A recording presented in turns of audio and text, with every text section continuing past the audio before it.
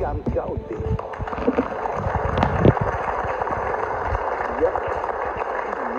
यदा भूता पृथक भावा मेकस्थमनु पश्यति तत एवाचा विस्तारम ब्रह्मा संपद्यते तदा। जितनी डाइवर्सिटी, विविधता आपको नजर आती है, ये एक ही स्रोत से निकली है और उसी का ये मैनिफेस्टेशन है। Hi friend, welcome to daily blog Ubharta Bharat channel.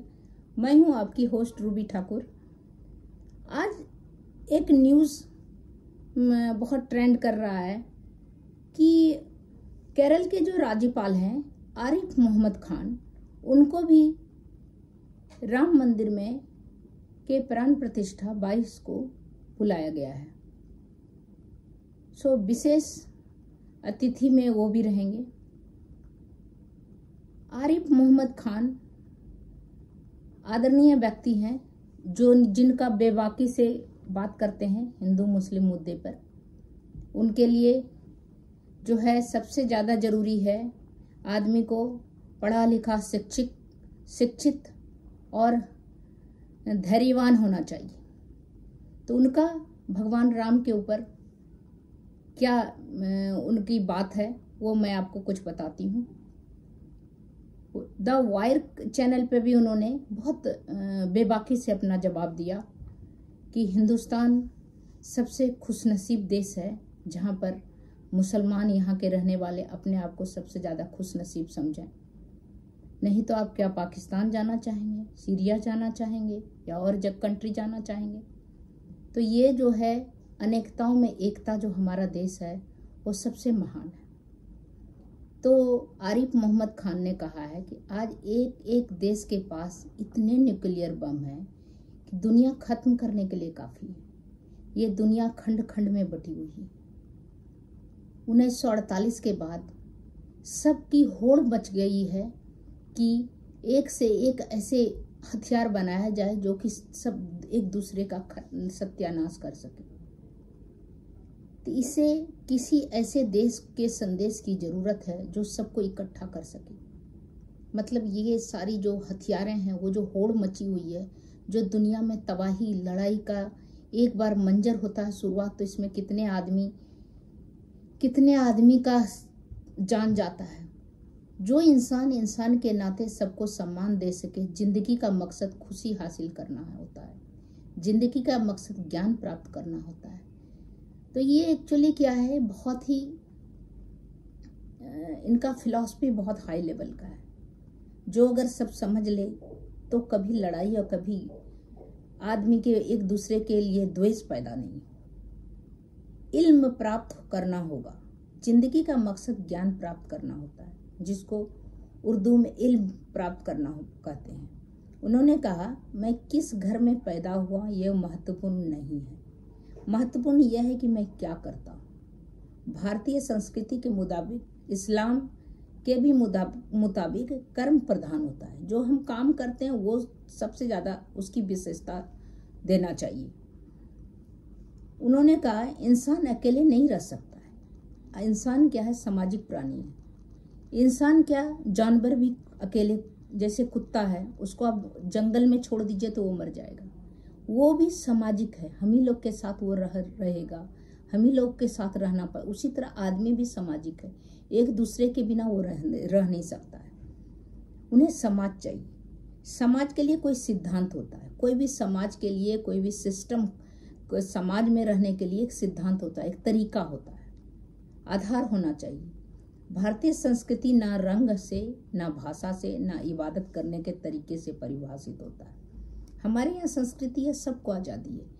Hindu, मुस्लिम, सिख, ईसाई, आप चाहिए तो पूजा करना कीजिए, आप चाहिए तो नमाज पढ़िए, आप चाहिए तो गुरुद्वारा जाइए। किसी को कंपलसरी कुछ नहीं है, अपने दिल के, अपने मन की श्रद्धा के हिसाब से वो उन्होंने बोला। इसके बाद क्या है कि भारतीय संस्कृति परिभाषित है आत्मा से होता है, दिल से होता है। अगर आपको मन है तो कहीं भी जा सकते। उन्होंने भगवान राम का जिक्र करते हुए कहा, जब राम को वन जाने को कहा जाता है, राम को 14 साल का वनवास दिया गया था, जो कि रामायण में है कि उनकी माँ कैकेयी ने राजा दशरथ को एक वरदान मांगने के लिए बोला था। राजा दशरथ जी बोले थे कैकेयी से, जब कभी जरूरत पड़े तो एक वरदान तुम में से मांग लेना। तो वो वरदान था कि मेरे बेटा को, भरत को गद्दी मिले, राम को वनवास मिले। तो उसी में जब वो वनवास जाने को कहा जाता है, लक्ष्मण नाराज हो जाते हैं, उनका जो छोटा भाई है। राम क्यों मर्यादा पुरुषोत्तम कहे जाते हैं? क्योंकि जो चीज उन्हें सुख देने वाली है वो मर्यादा से बाहर उसे स्वीकार करने को तैयार नहीं थे। मर्यादा मतलब उनके पिता का जो बोली है, जो बात है, उनको रखने के लिए, अपने पिता के लाज रखने के लिए, कि माँ को दी हुई जो प्रॉमिस है, जो प्रतिज्ञा है, वो पूरा करने के लिए वो अपने पिता दशरथ को बाध्य नहीं कर सकते थे, करना नहीं चाहते थे कि वो अपना बदले वचन और अपने माँ के सामने झूठा साबित हो।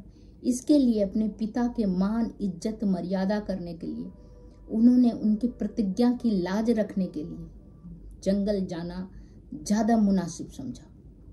इसीलिए वो मर्यादा पुरुषोत्तम कहा जाता है, क्योंकि अपने पिता का मर्यादा रखने के लिए वो गए।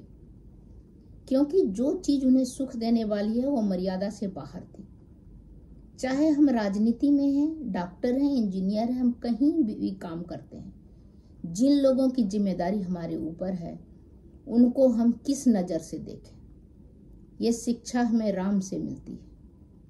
मर्यादा पुरुषोत्तम राम हमारी आवश्यकता है, ताकि हम अपने आने वाले नस्लों के लिए चरित्र का निर्माण कर सकें। मतलब मर्यादा पुरुषोत्तम जो हैं राम, वो अपने पिता के लिए 14 साल वनवास जाने के लिए तैयार हो गए। तो इस तरह हमारे जो समाज है, समाज में एक उदाहरण है, एग्जाम्पल है, तो वो खाली हिंदू के नहीं है। मोहम्मद आरिफ खान के साहब के हिसाब से वो उनसे सभी को सीखना चाहिए। वो हम सब के हैं, हमारे सभी के पूर्वज पहले हिंदू थे और वो उनमें से मर्यादा पुरुषोत्तम थे, तो सबके हैं, वो किसी खास धर्म विशेष, जाति विशेष के नहीं। तो ये उन्होंने बोला। सच में अभी मैंने कुछ वीडियो कवर किया है, जो न्यूज एंकर जो है भारतवर्ष 9 और भी थोड़ा थोड़ा इधर से, तो आप उसमें देखिएगा कितना बेबाकी से जवाब दे रहे हैं। और उनको, मुझे भी सुनना उनको बहुत अच्छा लगता है, क्योंकि किसी जाति धर्म का नहीं, वो हकीकत में, फैक्ट में बात करते हैं कि हकीकत क्या है। आप कार्यक्रम के मुख्य अतिथियों में से एक हैं, क्या भाव आ रहे हैं इस वक्त मन में?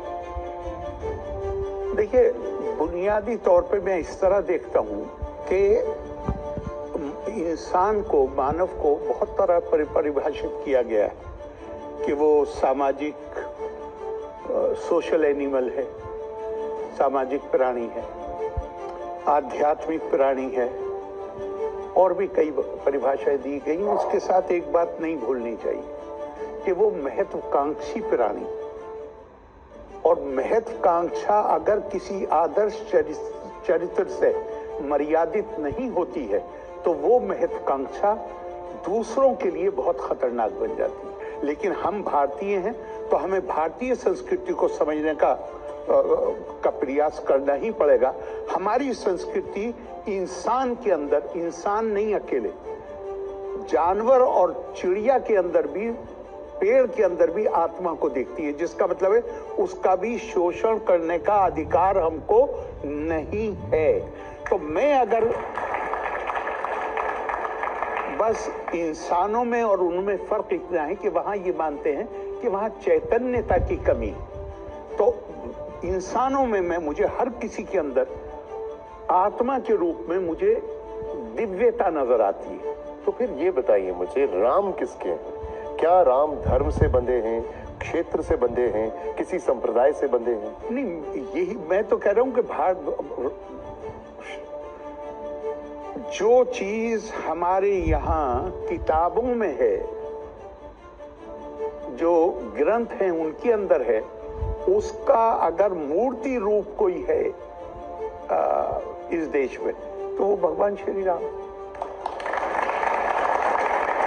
इसी बात का कि जहां हर किसी को के अंदर आपको दिव्यता देखनी, अगर इसका कोई मूर्ति रूप है तो वो है। तो ये मैं तो अपने आप को मैं मानता हूं कि मैं जितना गर्व करूं अपनी भारतीय होने के नाते अपनी इस विरासत पर वो कम है, और जितनी शर्म करूं वो भी कम है कि हम ये संदेश पूरी दुनिया को नहीं दे पाए। तो अगर भारत के मुसलमान की बात करें, भारत का मुसलमान राम को क्यों नहीं अपना पाता है? भारत में हिंदू भी बहुत ऐसे हैं जो नहीं अपनाते, इसमें क्या खास? भारत तो ये तो वो देश है जहां चारवाक की एक बात भी नहीं मानी किसी ने, लेकिन महात्मा कहा, उसकी जो बौद्धिक शक्ति थी उसको सम्मान दिया, किसी ने एक कंकरी नहीं मारी। और जितनी चीजें भारतीयों के लिए पवित्र हैं, जितनी चीजें उनकी आस्था का हिस्सा हैं, चारवाक दर्शन से ताल्लुक रखने वालों ने हर चीज का मजाक उड़ाया। लेकिन भारत का की तो ये परंपरा ही नहीं है कि आप अपने से अगर विभिन्न मत है तो हम उसके लिए उसके खिलाफ हथियार लेके खड़े हो जाए। नहीं, कंकरी भी नहीं मारी, बल्कि महात्मा का। या ऐसा है कि भारत का जो मुसलमान है वो तो अपनाना चाहता है, लेकिन जो नेता और राजनीति है वो नहीं इसको होने देती है? नहीं, मैं तो ये बात हूँ कि आप जाइए, मिसाल के तौर पे अगर आपको मेरा चैनल सही लगे और पूरी चैनल को देखिएगा, पूरी चैनल को भी देखते रहिएगा और पूरी ये वीडियो को देखिएगा, और पूरी वीडियो देखने के बाद आप इसको लाइक कीजिए, सब्सक्राइब कीजिए, बेल आइकॉन दबाइए। इसी तरह मैं इंटरेस्टिंग वीडियो लेके आती रहूँगी। और बेल आइकन दबाने से क्या होगा, आपके पास जैसे मैं वीडियो बनाऊंगी आपके पास उसका लिंक चला जाएगा और आप इसको देख सकते हैं। तो बस इतना ही, फिर मिलती हूँ अगले वीडियो में, तब तक के लिए नमस्कार।